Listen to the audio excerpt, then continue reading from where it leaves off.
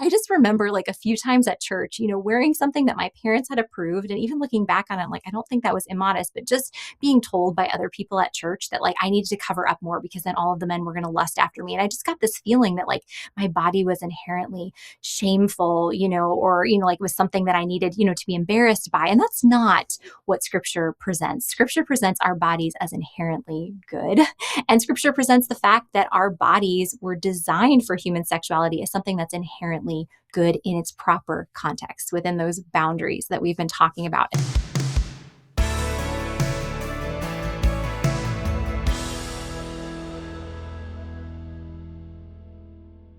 Today's episode is all about the talk. If you have kids that are about 4 through 10 years old, if you know anybody with kids ages 4 through 10, today's episode is going to be so practical, so informative for you. I just finished a conversation with my friend Elizabeth Urbanowicz. Many of you know her because she is the founder of the Foundation Worldview curriculum that we partner with on this podcast. But I am telling you, the conversation that we just had was so practical. So many Christian parents, I think, are a bit hesitant to know how to have the talk about the birds and the bees with their kids. And I think a lot of this is because we're seeing the fallout of some of the abuses of purity culture.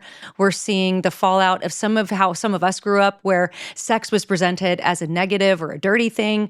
And I just love the way Elizabeth approaches these questions. And I want to give you a bit of a disclaimer.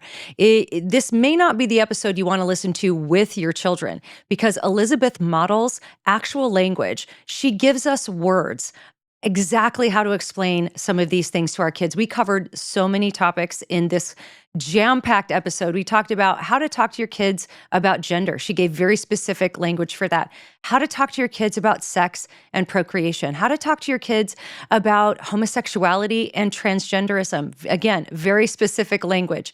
And we even covered topics like pornography and masturbation. And when is it appropriate to bring these topics up with your kids? And how do we talk about them? What do we say? What words can we use to give our kids a biblical perspective that's not going to shame them, but is going to highlight the beauty of God's design, but also show how sin has corrupted some of that stuff and how it has corrupted all of us and how it distorts the image of God in our lives and sometimes causes us to desire things we shouldn't. And how do we go about having these kinds of conversations when it comes to sexual purity in every aspect? We covered modesty. I'm telling you guys, this is such a jam-packed episode. I really feel like this is going to be so helpful. So please send this to all the parents of young children in your life. Before we get to this informative conversation, though, I want to give a shout out for Elizabeth's book because you're definitely going to want to get it. If today's episode is relevant to you, you can go so much deeper in her book, which is called Helping Your Kids Know God's Good Design: 40 questions and answers on sexuality and gender. So on today's episode, we're only covering a few of these questions. She's got 40 of them that give parents really practical biblical advice and language to be able to have these conversations, to start the conversations with their kids, age appropriate. So, so good. So here's my conversation with Elizabeth Urbanowicz. Elizabeth, great as always to have you on the show. Your curriculum, Foundation Worldview, of course, is my number one recommendation, especially for parents with younger children. You are so gifted in this area. And I'm really excited to talk to you today about this topic of sexuality and how to talk to our younger kids about these things. This is something my husband and I had to think through quite a lot when our kids were younger. And I'm going to even share some things today about some things I think we got right, maybe some things we didn't get so right. But I love that you are going to scripture to inform how you're advising parents to do this. But first of all, I wanted to ask you, what was it that caused you to start thinking about writing a book like this? Because this is not an easy topic to write about. Yeah, that's a good question. And it's kind of somewhat ironic because, I'm writing for parents on how to talk with kids, but at least I'm single. I don't have any children of my own. And so really the way the Lord has gifted me is just as a translator, that it takes me a long time sometimes, to understand those more complex philosophical and theological issues. But once I do understand them, the Lord has gifted me to be able to translate them into words and examples and activities that kids, even as young as 4, can understand. And I actually never wanted to write a book. It was never a goal of mine. mind, the first few times Harper's House came to me and asked me to write this book, I said, no, thank you. I'm not an author. Go find somebody else who is. But what eventually convinced me to go down this path was just seeing that there was a need for this, that I thought, there's some good books out there. Like I love Mama Bear Apologetics Guide to Gender Identity and Sexuality. And it's so good at getting, like at the philosophy and theology behind all of this and how did we get here. But the questions we were receiving at Foundation Worldview was like, okay, how do I have this conversation with my 5-year-old? Like, I get what the biblical view is, like I get where we are culturally, but how does this translate into having a boots on the ground conversation with my child? And I thought, okay, I think there is actually a need for this, not a book that parents are going to have to pick up and read cover to cover, but just say, okay, my child is struggling with this, or I need to have this conversation. Let me just pick it up and, open up to this chapter. So that was kind of the impetus behind writing this book. And you might even be in a better position than many for that, because a lot of times, I don't know what it is, the disconnect with parents sometimes, but it's like we know the words we want to say, but then when it comes to the actual time, I've talked with parents who felt really embarrassed and then they just kind of skirted issues or avoided it, just kept avoiding the conversations. And then you get to the point where your kid's in middle school and it's too late to start with, here's what a boy is, here's what a girl is. But if we can go back and start at an age-appropriate time to build the layers of things that need to go underneath that conversation, I think that can be super helpful. So let's start with the when question. I know like in our home, we just started really early, especially just with the categories of biological sex, girls and boys, the differences and what makes you a girl or a boy, because that's a topic that you can start to cover way before your child might have the capacity to understand the actual mechanics of sex or something like that. So how do you handle the when question? Yes. Well, when you're thinking about your own family, Alisa, you had a little bit of an advantage that you have a girl and a boy, and those conversations come up just, much more naturally. That's Where true. if you had two Yeah. girls or two boys, there's not an everyday in the bath or changing a diaper example of that, anatomically boys are different than girls. But I usually recommend that parents have the first of many of the foundational conversations about sexuality starting around the age of 4. And the first time I said this in front of a live audience, I didn't realize it, but there was like a collective intake of breath. Like Oh, everybody was like, wow. are you kidding me? And Yeah. now I'm used to it. And I'm just like, okay, everybody make sure, you're firmly planted on your seat. I'm going to tell you something that might shock you a little bit, but recommend that parents have the first of many conversations at this age, really for two main reasons. The first reason is just what Hillary Ferrer calls the founder's effect, that the first person to talk with us about a topic naturally becomes the expert on that topic in our minds. Like I just experienced this a few weeks ago. My car started making a funny noise and I was like, oh, is it just getting older or do I actually need to take it in the shop? And so I texted a friend and I was like, hey, can I swing by my house or your house with my car tonight and have your husband take a look at it and let me know if I need to take it in? And she was like, sure. So I pulled up to their house. Her husband comes out and he's like, Elizabeth, I'm happy to like take your car for a test drive, but why are you asking me to do this? I don't know anything about cars. And I just like burst out laughing. And I was like, that is a really good question. Like, why have I asked you to do this? And I realized that the first month that I moved to this town where I live now, I got a flat tire in the middle of driving down the road. And my friend's husband came to my rescue. He put a spare on the car and then pointed me to a garage where I could get it changed permanently. And so in my mind, he became the expert on all Yeah. things auto mechanics, even though he knows nothing about auto mechanics. That's And hilarious. Yeah. it's similar with our children in all topics. Parents experience this when their kid comes home with math homework and they're frustrated and they're trying to help them. And the child is fighting tooth and nail and is like, no, this is not the way Mrs. So-and-so explained it. And you might be explaining it in a correct way, but because it doesn't completely align with Mrs. So-and-so, she was the first one to explain it. So she's naturally the expert. So if we want our children to come to us with their questions, their concerns, their anxieties, their curiosities, their fears, all those things regarding sexuality, we have to make sure that we are the ones that introduce them to that topic. And the second reason why I recommend starting so young is that we want to make sure that our children understand that God's design for sexuality is inherently good.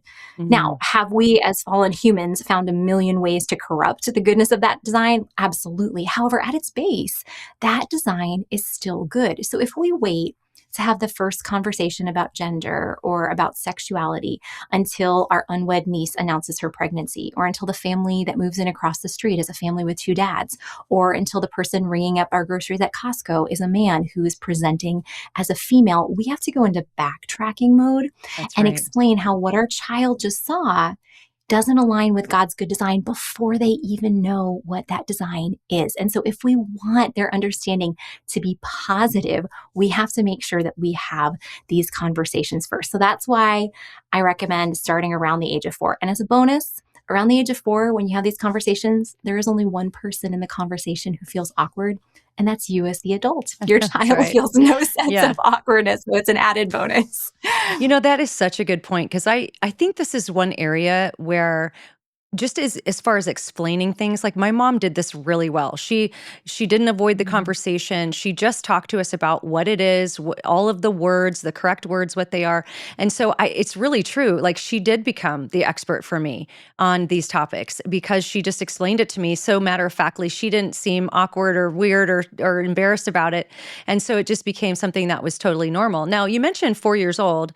So I would assume, kind of like we did, there's going to be sort of an unrolling of the information. You're not going to throw everything at a 4-year-old. So what's your advice about how to approach, like what would you reveal to a 4-year-old versus a 5-year-old or a 6-year-old? Mhm. Well, in that 4, 5, 6 range, I still think it's very much interchangeable. I think starting the conversations as young as you can is good, but you're going to have similar conversations with a 6-year-old as you would a 4-year-old. Once you get around to the age of 7 or 8, that's when they start to be a little bit different because your child is maturing. They're having more of an understanding of the world around them. But I recommend that for the first foundational conversations, we focus on 3 separate conversations. One, just as you mentioned before, biology, what it means to be male or female and how you can tell if you're male or female. The second conversation is the basic mechanics of sex. And the third conversation is the very, very basics of reproduction. And I recommend having these conversations at different times. And they don't need to be big sit down moments like, okay, I'm going to have a conversation with you about something really important. Have the conversation while you're making cookies one day. Have the conversation while you're playing Legos on the floor or while you're walking to the park or while you're driving, to soccer practice. And so what I'm going to do now is I'm just going to model for us how we could have these conversations with a 4-year-old or a 5-year-old in really simple terms. So the first one about what it means to be male or female. Now, again, if you have girls and boys, you've probably already had this conversation because your children have bathed together, they've seen diapers changed. But if that's not the case, recommend you have a conversation and you just ask your child, what is your most special toy? And then talk about their most special toy and then talk about how they treat that toy different than they do any other toy. Maybe they keep it up on a higher shelf so their younger sibling can't reach it. Or maybe they keep it in their bedroom when friends come over so that friends don't play with it. Or maybe it's a toy that they only keep inside so that it doesn't go outside and get all dirty. And then say, just as we have special toys that we treat with special care, God has given us special body parts that we are to treat with special care. And then this is where I recommend using the anatomically correct terms for genitalia. And for any Mhm. parents or anybody else with children in the room listening, I'm going to say them out loud. So if you want to pause it, and pick this up when your kids aren't around, you can do that. But you can say, you are a boy. So the special part of your body that God designed is your penis. Or you are a girl. So the special part of your body that God designed is your vagina. And then explain the body part for the opposite sex and say these parts of our body are so special that no one should look at or touch this part of your body unless, your dad and I or your mom and I are taking care of you or a doctor is examining you. And when we're in public, we can actually call these your private parts because they're parts of your body that are so special. We're going to keep them private. And so you want to just put the focus on that this is God's good design, that this isn't a bad part of your body. It's not something we're embarrassed about. We're not calling it by a special name because we think it's shameful. No, this is a good part of your body and it's special. So we're going to keep it private. So that's the first conversation. And you can ask your child at the end, do you have any questions? And I know sometimes parents get so intimidated because they're like, oh my goodness, like what if my child asks like a completely off the wall or scary question or when I don't know how to answer? And I just say, that's when you keep your poker face and you just say, oh, I am so grateful that God designed you with such a good mind that thinks so well. You know what? I'm going to need a little bit more time to think through that question, but we'll talk about it tomorrow. That's Then you great. just bought Yeah. yourself 24 hours, talk with your spouse, do Yeah. some Yeah. research online, pray about it, figure out what you're going to say. So that's the first conversation. The second conversation, basic mechanics of sex. I recommend you start off the conversation by asking your child if they've ever made a promise to anyone. And then if they've never made a promise, they're 4, 5, 6 years old, then talk about a promise you've made to them, that you promised them you'd take them to the park after they cleaned up their room, or you promised them you'd bring home a toy when you got home from your business trip or whatever it is. And then say, did you know that marriage is a promise? You can say, yeah, marriage is a promise too. It's when a man and a woman promise one another and God that they're going to stay together for their whole lives as long as they are both alive, and they're going to love one another and care for one another in a way that they don't love or care for anyone else. Then you say, you know what? Sometimes when people make promises, they do special things with their bodies. Like they might shake hands, they might lock pinkies. You can explain how when you purchase your home, you had to sign a whole lot of papers, to promise that you were Hmm. going to pay for that house. And you say, these actions show that the person is serious and they're going to keep their promise. And you can explain God gave a special act to seal the promise of marriage. And this act is called sex. And this is the most uncomfortable part of the conversation, but you just keep your poker face on. You explain it really simply. You just say, sex is when a man places his penis inside of a woman's vagina. And this act reminds the husband and the wife of the promise that they made to God and to one another. And it reminds them of how they're going to love one another and take care of one another for their whole lives. And then some kids, they're like, fine, whatever, they move on. Others might be like, that's weird. I don't understand this. And if they have that response, you can say, it's okay if sex sounds weird to you right now, because who did we learn that sex is for? That's right. It's for a husband and a wife. Are you going to get married anytime soon? No, you're not going to get married anytime soon. So you don't need to worry about that right now. Again, ask if there's any questions. You just want to keep those open lines of communication. Then the third conversation, the basics of reproduction. Recommend for this one, you go for a walk around the neighborhood, preferably not in the winter, but during a time when plants are growing, and just look at all the flowers and bushes and trees, and then say, do you know how all these plants got started? They got started from a tiny seed. A seed was planted in the ground, and then when it got water and sunlight, it started to grow, and eventually it grew into this beautiful flower or bush or tree, whatever it is. Then you can say, did you know that God created our bodies with something similar to seeds? That's right. You're a boy, so the kind of seeds God gave you in your body is called sperm, or you're a girl, so the kind of seeds that God gave you are called eggs. With girls, you can explain these are not like chicken eggs. They're very, very tiny. And then you can say, when a man's sperm connects with a woman's egg, a baby begins to grow. And then you can talk about how you've seen so many women with babies growing inside of them. And you can say, you may have wondered how the baby got there. And the way the baby got there is through sex. When a husband and wife have sex, the man's penis releases some sperm into the woman's vagina. And if the sperm meets with the egg, a baby begins to grow. So those three simple conversations, you want to keep those open lines of communication. You're just giving the bare minimum of details. You're presenting it positively. And then you can continue growing these conversations as the years go along. Right. And if anybody's wondering, like, gosh, why are we being so explicit on a podcast? But I think it's really good because you're modeling the language for a lot of people that may feel like they're floundering. They're not sure how to begin this conversation. And I think this is so good. Some things I wanted to comment on, some things you said is I think the casual environment is such an important piece where you said Mhm. maybe while you're making cookies. I know that my kids, and this just, I'm going to swing this out into the broader category of discipleship. I remember having the best conversations about God and about theology with my kids when we were playing Legos or when we're driving in the car, because it's weird. I think for kids, sometimes it feels more weird if you're like, all right, I got to sit down and talk to you about something. And then it feels like, this weird thing. But if you're just kind of casual about it, maybe doing some other things, that I have found to be really helpful. And that way you can also follow the arc of their questions. But it's also okay to let it go for a little bit, let them process what you've given them. I like the way you're saying just kind of the bare bones information presented in a positive way. And then if they have more questions, you can go from there. I thought that was really good. And I also love framing it as a promise. So you're actually, as you present the positive case for God's design for sex, you're presenting it as this beautiful thing. And also, I know we've talked about Hillary in her book, but I love the way she frames this in her book as well. She talks about how things that are powerful and meaningful, you want to protect those things. You actually want to put gates and restrictions around those things because they're so powerful, because they're so valuable, and because they mean so much. You don't just offer that to everybody. It's something that is really within a parameter, but that's not a negative thing. That's actually a positive thing because that's the promise. I love that idea. And the other thing I wanted to comment that you were talking about is if you don't know the answer. And I just want to say that what you described when you said, oh, I love that. What a great and smart question. God gave you such a great mind. That is such an important, I don't know, like tactic, or I don't know what to call it, that every parent needs to put in their pocket, because I've just learned this, not just on the topic of sex, but other things. When we're reading the Bible, my kids might have a question that I'm like, gosh, even me, who I study this stuff all the time, I'm like, I never asked that question. I never thought of that question. I don't know.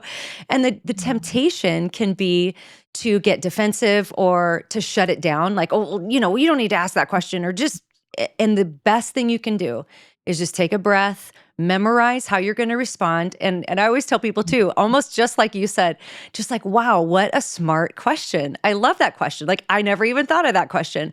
And then it's okay to say, I'm going to have to think about it. Like, you're so smart. You stumped me. I mean, not only are you building your child's confidence, but you're giving yourself some time to think it through, and then it doesn't turn into a negative thing. So I think that that's really, really good. So you've mentioned kind of the basics of biology, the mechanics of sex, and then what was the third? I already lost it. Reproduction, just basics of Reproduction, right. It's reproduction. connected to sex. That's right. Let's just get back to the practical for a little bit for some of the parents who are listening to us who might be thinking, yeah, I know I need to have this conversation, but I'm worried it's going to either steal their innocence, or maybe it's going to go sideways and I won't know what to do. What if I do it the wrong way? Like, what would your wise advice be for parents who might be a little bit shy because they're worried? Maybe they're not even embarrassed about the topic, but they're just like, I'm afraid I'm going to blow it. And then I'm going to scar my kid for life. And they'll have this weird view of sex for the rest of their life. Yes. Well, I like the way that you tee that up, Alisa, because I think that there are so many different worries that parents can have. And sometimes what's really helpful is just to isolate or identify by isolating what is this fear, because there might be 5 different fears that you have. But if you just have this general fear about like, oh, I don't know if I should talk about this, really sit down and ask yourself, okay, what am I fearing here? Am I fearing that I'm not going to have the right words to say? Am I fearing that my child's too young and I'm going to somehow steal their innocence?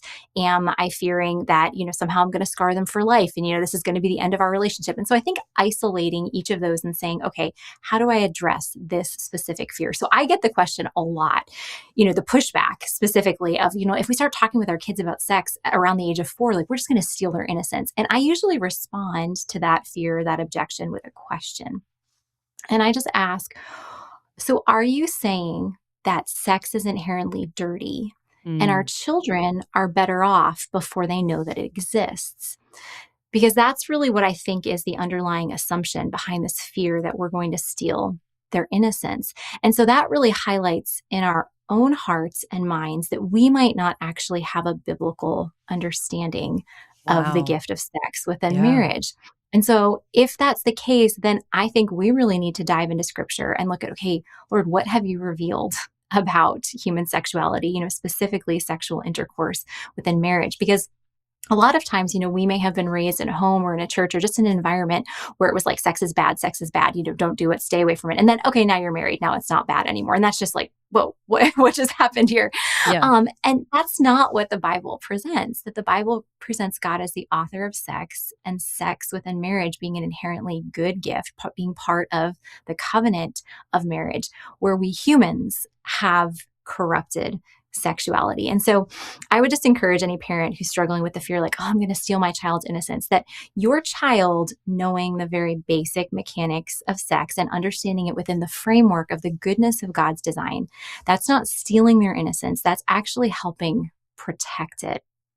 Because what does steal our kids' innocence is when they are exposed to something that is sinful, that they don't know how to handle. So if we don't have these conversations about genitalia and how special they are and how they need to be protected, we're actually leaving our kids much more vulnerable to sexual abuse.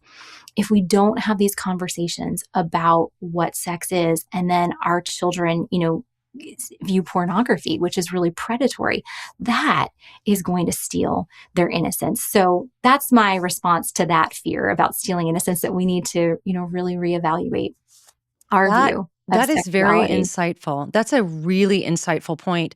And then if we go to the conversation regarding homosexuality, transgenderism, there, taking that same principle and applying it there could be a legitimate fear. Like, I don't want to steal their innocence by bringing in the topic of something that is more of a perversion of God's good design.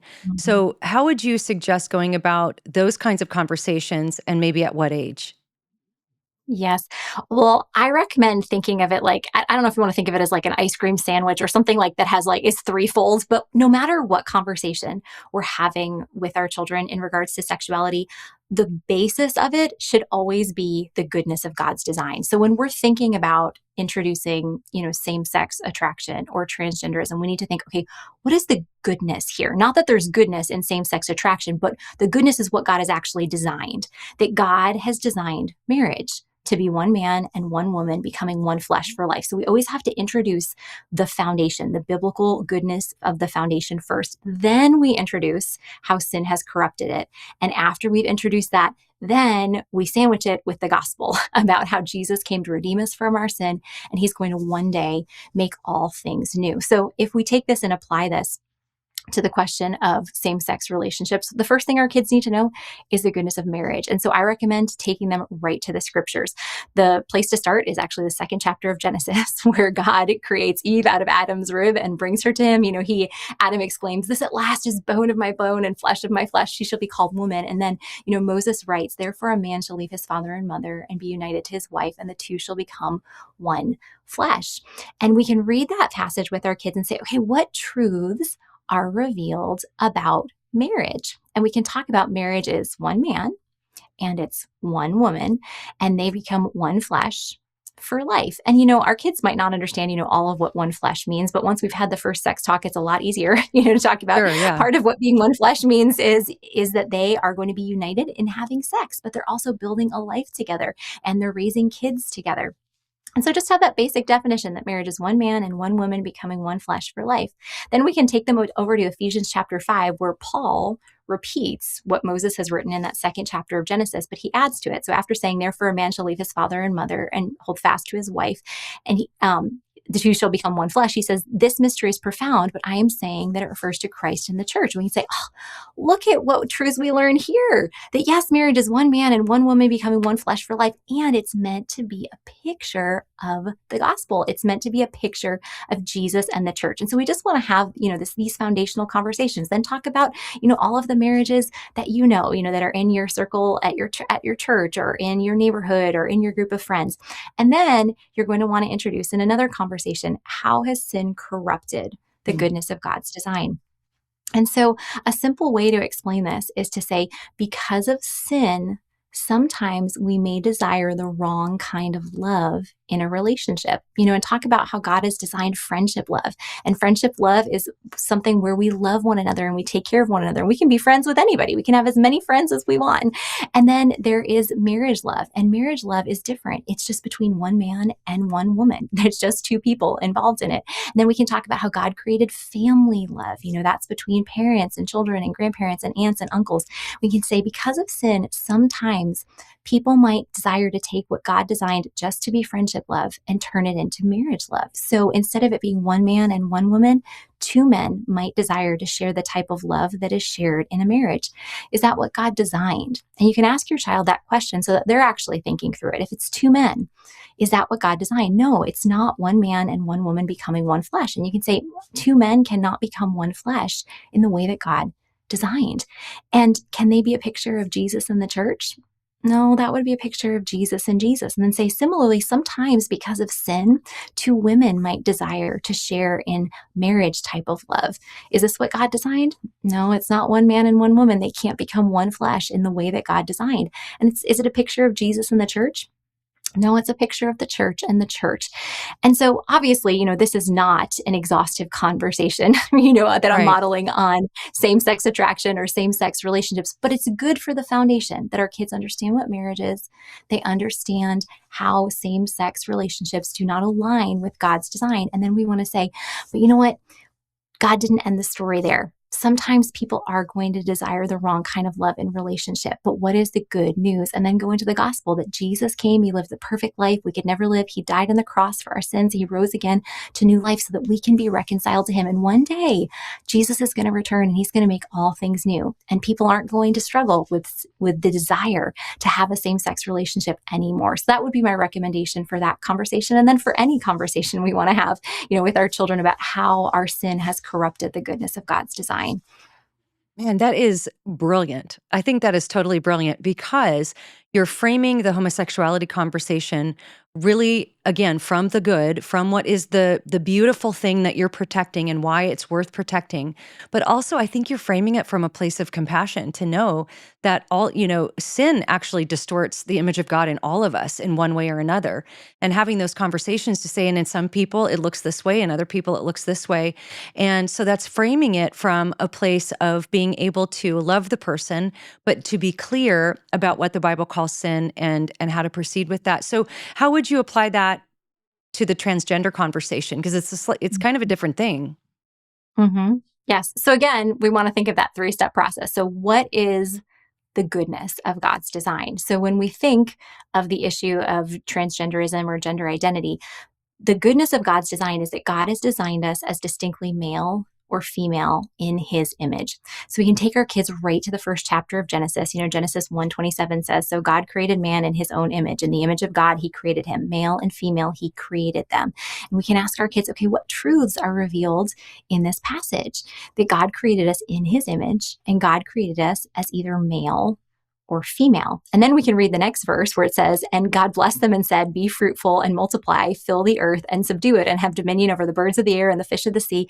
And we can say, okay, what job did God give to Adam and Eve? What job did he give to humans? That we're supposed to be fruitful and to multiply. We're supposed to have dominion over the earth. And that's where, again, once we've had this initial sex talk, all the other conversations become so much easier, because we can say, so men and women are needed in order to multiply, that we don't have more babies if we don't have men and women. So talk about the goodness of God's design. And this is where I encourage parents, whether your child is 4 or 14, to really affirm the goodness of their design as distinctly male or female with however God has gifted them. That you might have a child you might have a daughter that's very girly and dainty, or you might have a daughter that's very rough and tumble, similar with boys. But no matter how God has gifted them, affirm the goodness of God's design for them as distinctly male or distinctly female. So if you have a daughter that's really good at ballet, oh, I love that God has made you a girl that's so good at ballet, that you use the movements of your body to honor God. If you have a girl that's really good at soccer, oh, I love that God has designed you as a girl who's so good at soccer, that the strength that God has given you in your legs, you run down that field so fast. If you have a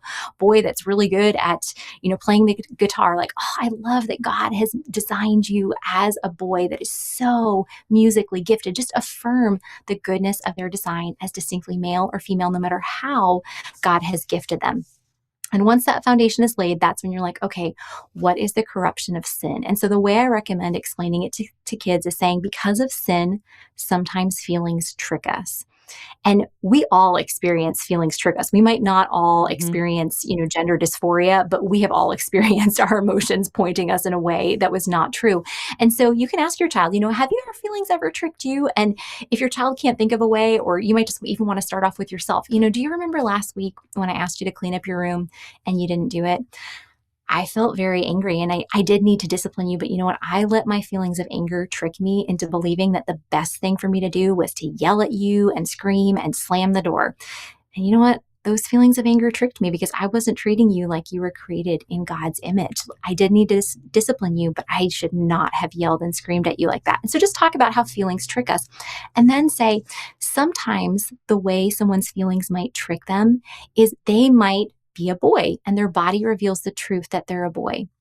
But they like a lot of things that a lot of girls like, and they start to feel like maybe they were meant to be a girl. And so they let their feelings trick them into believing that they're a girl. And then explain, the same for females, that a female, her body reveals that God designed her female, but her feelings on the inside might make her feel like she's actually a boy, and she lets those feelings trick her. And then again, you're going to want to sandwich it with the gospel and say, because of sin, we all have feelings that trick us. But you know what? One day Jesus is going to return, and he is going to make all things new. And when he does, our feelings will not trick us anymore. Our feelings will then always point us to the truth. So that would be my recommendation for the So good. transgender question.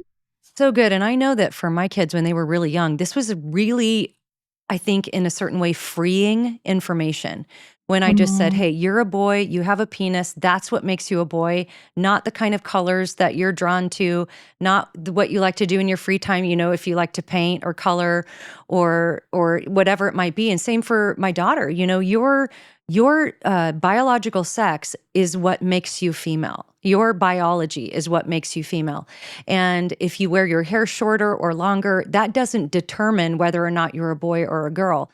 What you're describing there, Lisa, is being proactive rather than reactive. That with your children, you chose to have these proactive conversations to build that foundation so that then when they encountered what naturally all of our children are going to encounter in culture, you didn't have to be reactive and start suddenly, from that place of like nervousness, be like, oh, how do I convince you that you're a girl? You had been doing that for years. And so I think that's such a great example. Yeah, awesome. Okay, couple of hot button topics. How do we talk to our kids about masturbation? Like this is, I feel like of all of the questions, this is the toughest one for me at least, because it's just tough. What's your advice, especially when they're younger? Like, I think there's probably parents thinking, well, you don't want to like give them the idea, but then you also don't want to shame them. Like, how do you handle this with a younger kid? Yes, this is the topic that people always want to talk about. I didn't realize how much of a hot button topic it was before I started writing on it. Um, but I do not recommend having this conversation around the age of 4. This is one, fortunately, we can wait a little longer to Yeah. introduce, but I recommend introducing it somewhere around the age of 10 or potentially 9. And I know that that might still seem very young, but there's a reason for this. And that is even if our children, are Christian schooled or homeschooled or, like they're pretty sheltered, the kids around them are going to have been exposed to this simply because the sexual education standards in so many public schools recommend introducing the topic of masturbation starting around the age of 8. And which I know it's just crazy that public schools are teaching this, but we just have to be aware that kids in our neighborhood, maybe even kids in our church, are going to have been exposed to this concept. And so we want to make sure, again, that we're the first ones to have this conversation with our children. Now, the topic of masturbation is a tricky one because not all Christians agree on it, because there is no thou shalt not masturbate or thou shalt masturbate, in the Bible. However, the perspective that I take it from is really a teleological perspective in looking at, okay, what is the purpose of sex? Now, we're not going to use the word teleology with a 10-year-old. I mean, you can if you want to, but that might be a little bit outside of the Right. point. But looking at, biblically, what has God revealed is the purpose of sex within marriage. And so I think as we look at the scriptures, there are 3 main purposes that we see. We see that God has given the gift of sex within marriage to equip humans to be fruitful and multiply, that it is the way in which we have more children. So God has given sex in order to be able to be fruitful and multiply, to bear more children. God has also given sex as a way of creating intimacy between spouses. That Hebrew word that is used as a euphemism for sex that in our English Bibles is translated as to know. Adam knew Mhm. his wife Eve. It's the Hebrew word yada. Now, I'm not a Hebrew scholar. I probably just pronounced that incorrectly. However, it's used as a euphemism all throughout scripture for sex, but it's also used in other places like in Psalm 139 where it says, "Oh Lord, you have searched me and known me." It's that same word yada. So God has given the gift of sex within marriage for this intimate knowledge of husbands and wives. And so we want our kids to understand what this purpose is. And then we also see, from that passage in Ephesians chapter 5, that all of marriage is a picture of Christ in the church. Now that's not just restricted to the marriage bed, but the marriage bed is part of marriage. And so it's also given as a picture of Christ's loving sacrifice for the church. And so we can take our kids to scripture and say, okay, these are the purposes that God has revealed in his word for sex. And so again, that's the biblical foundation. Now we're going to want to know, okay, what is the corruption of this?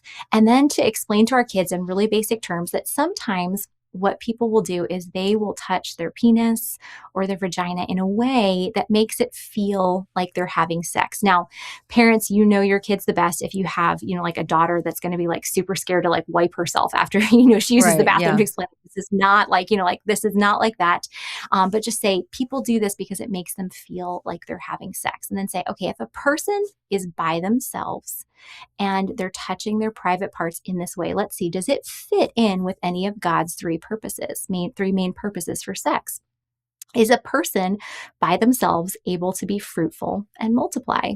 Well, no. Having children requires a man's body and a woman's body. So one person by themselves cannot be fruitful and multiply. Then look at, okay, another purpose God has given is for a husband and a wife to know one another in a way that they hopefully don't know anyone else. And then say, if one person is by themselves, are they getting to know their husband or their wife better?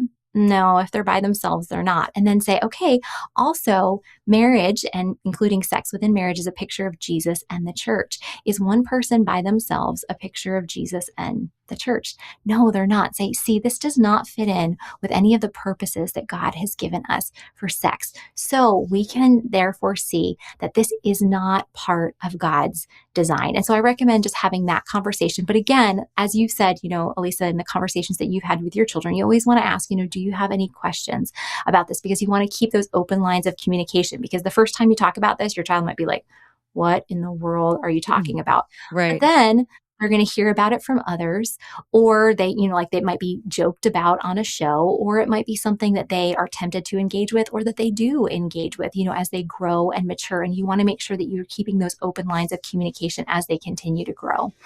Yeah, that's really good too, because there could be even a kid that is doing that and then feeling like they're totally weird and abnormal, and opening the doors of the conversation. You can give God's good design, and I like the teleological approach of the purpose, but also without shaming them and letting them know that this is not like a weird abnormal thing, that people struggle with, and that sort of thing. I think that's really good to not shame them, but also to express God's design and keep bringing it back to that. I think is really, really helpful.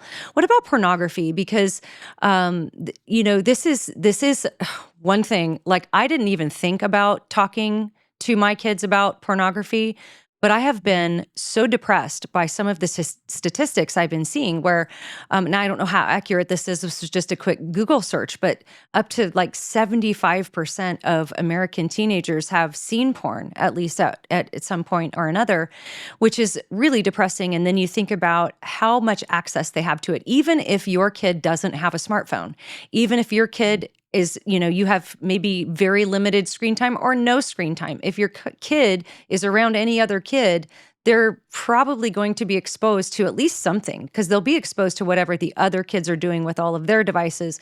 So you can't, unless you just keep your kid in your home all the time, which is not realistic or good for them, they're going to potentially be exposed to some of this stuff. And so it was actually my son's doctor who mentioned something about it. I forget how that she worded it to him, but I was in the room and I was like, okay, I'm cool with that. Like, the way you said that was really good, and it was describing like this is something that is going to be available, but here's why you should not do that. And it was like, wow, that was I really actually appreciated it. That could have gone another way, and I might have had to have stepped in, but I actually really appreciated the way she talked about it.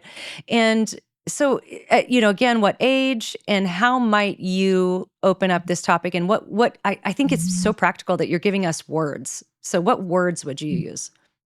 Yes, yes. Well, I really like the way that you explain that, Elisa, because it is, the porn industry is predatory. That the Yeah. younger it can grab our children, the more dollars it gets over their lifetime. And I was even shocked when I was teaching third grade at a Christian school. I mean, this is a decade ago, but I was shocked by the amount of children that I learned had been exposed to pornography in my classroom. Whether it was parents emailing me saying, just so you know, this happened over the weekend. Our child is really upset about this. Or, I even had situations in my classroom where one child would go over to another child's house for a play date, and that child at the house would introduce the other child to pornography. And I was just like, okay, this is Yeah. third grade at a Christian school. Like, what is going on? And so it is so important that we prepare our children for this. And this is a conversation that you don't have to use the word pornography, but I do recommend having this conversation around the age of 4 or 5, and use, again, that same 3-step approach. So what is the goodness of God's design? Pornography is, a complete, just twisting of the goodness of God's design. But we think about, one of the inventions that God has allowed his image bearers to create is cameras, and there's a good part to that. And we have so many good pictures. So I recommend starting off just taking a picture walk around your house, saying like, okay, we're going to find as many good pictures around our house as we can, and talk about, your wedding picture and how, oh, this reminds us of how much mommy and daddy love one another. Oh, that picture from our cabin at the lake last summer, that reminds us how much fun we had on our family vacation. Or that picture of our dog, reminds us of, how much we love our pets. And just talk about all the good pictures that you have all around you. And so you're talking about the goodness of that. Then you want to introduce the corruption, and you want to introduce it again in a way that's not overwhelming. So just say, you know what?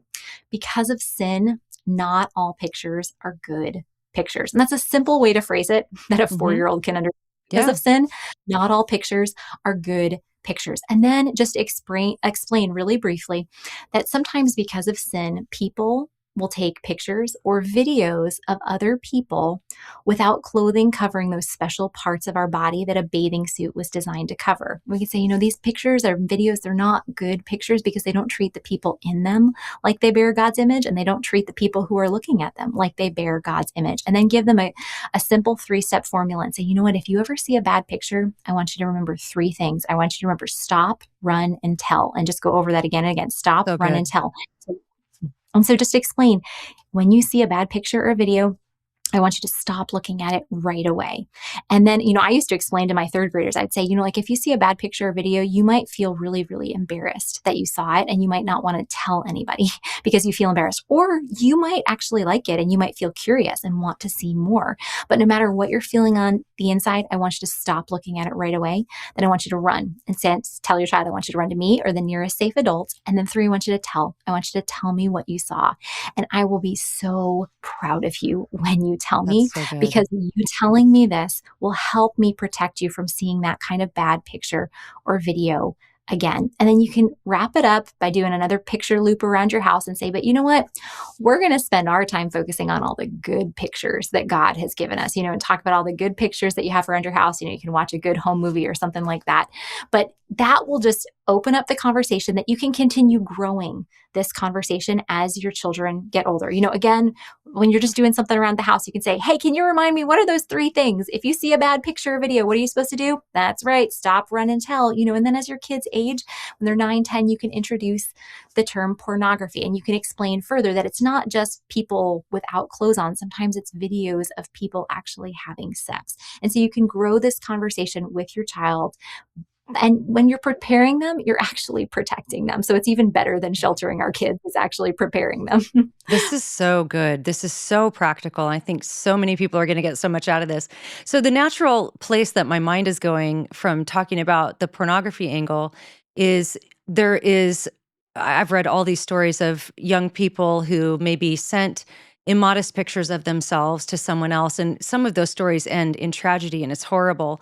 And obviously we don't want to use fear to motivate how we're talking to our kids about this, but there's the whole conversation even around modesty.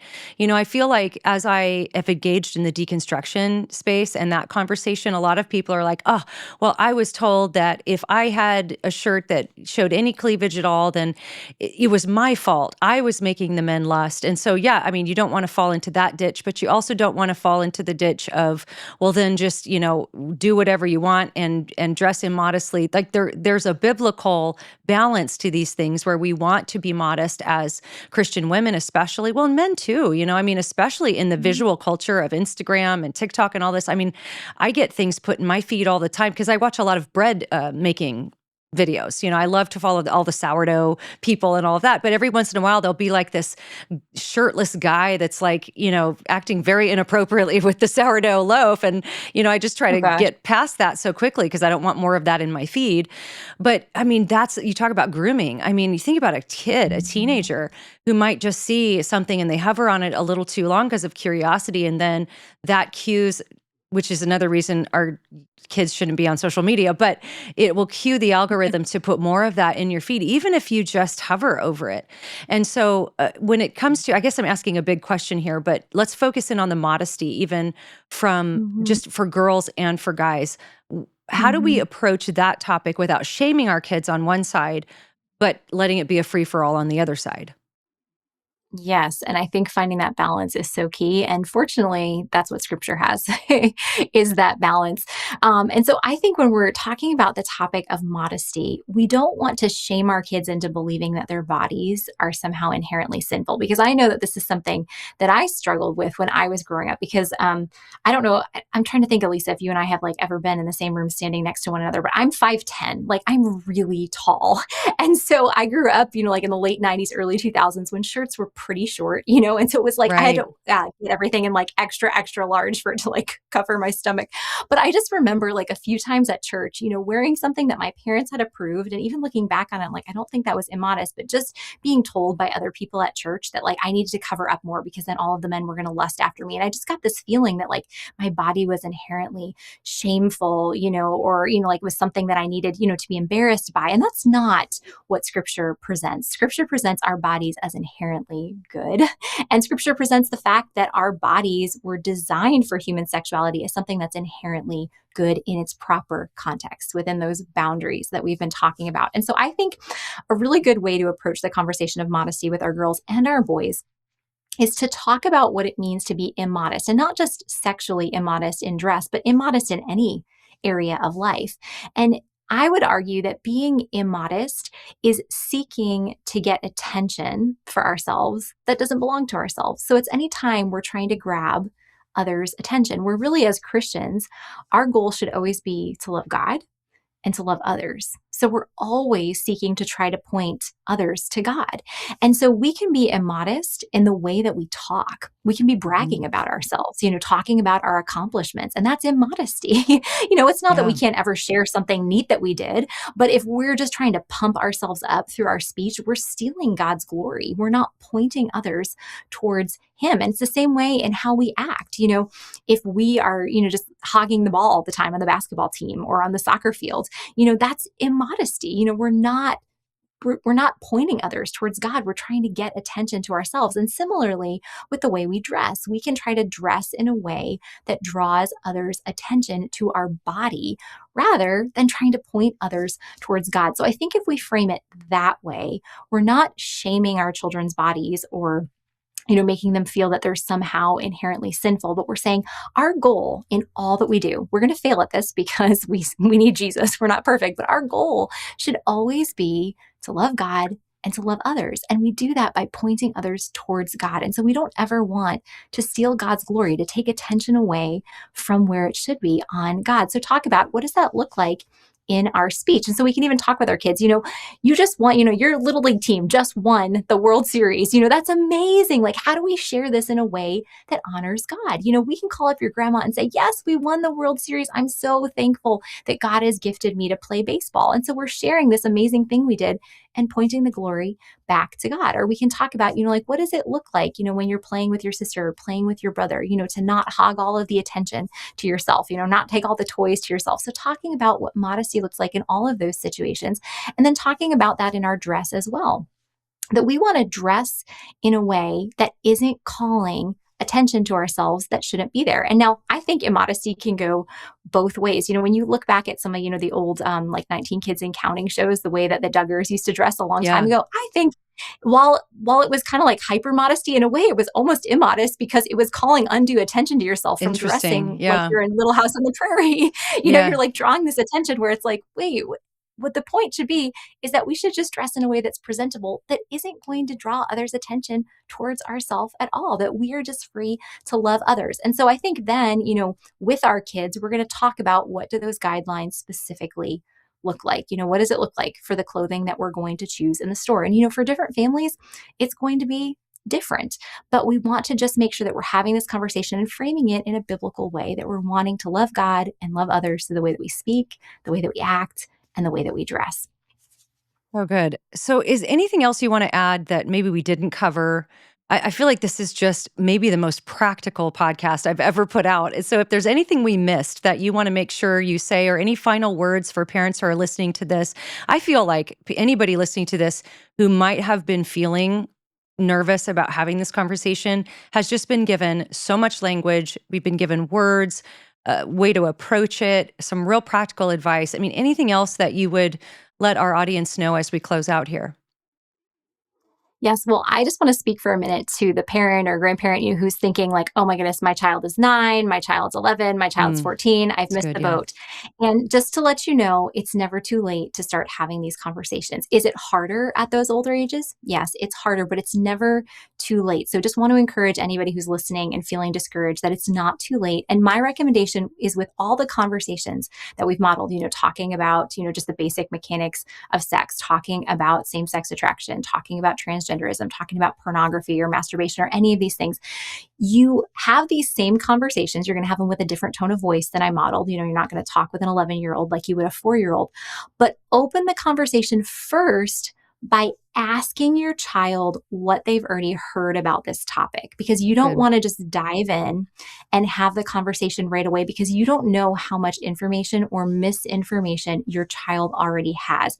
And so again, we want to really establish these open lines of communication. So if you're having the first sex talk with your child when they're 9 or 10, I'd recommend that you say, I want to talk with you about a good part of God's design. And I probably should have started this conversation a little bit ago. So my first question is, we're going to talk about sex, but have you ever heard the word sex before? Or has anybody ever talked with you about this before? And just listen and ask your child questions and then thank them. As we've talked about before, thank them and affirm them, not necessarily affirm what they said, because what they said might have been totally off base, but affirm the fact that they were willing to share that with you. And then say, you know what, we're going to talk about this some more. And that is when you can then say, well, actually, what the truth is, and correct any misinformation that they've been given. So just want to encourage parents that it is never too late to start these conversations with your children.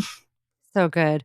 Well, I just want to encourage everybody to get Elizabeth's book. Again, it's called Helping Your Kids Know God's Good Design, 40 Questions and Answers on Sexuality and Gender. And by the way, send this podcast to the parents in your life of young children. I think this is going to help them and equip them to have these conversations in a biblical way and recapture the beauty of God's design. I mean, we were put on this earth to be fruitful and multiply, and that is a beautiful and good thing. And because of that, it needs some protection. There needs to be guardrails around it because it's so valuable. So let's spread the message there, and let's remember as we pursue Christ to keep a sharp mind, a soft heart, and a thick skin. We'll see you next time.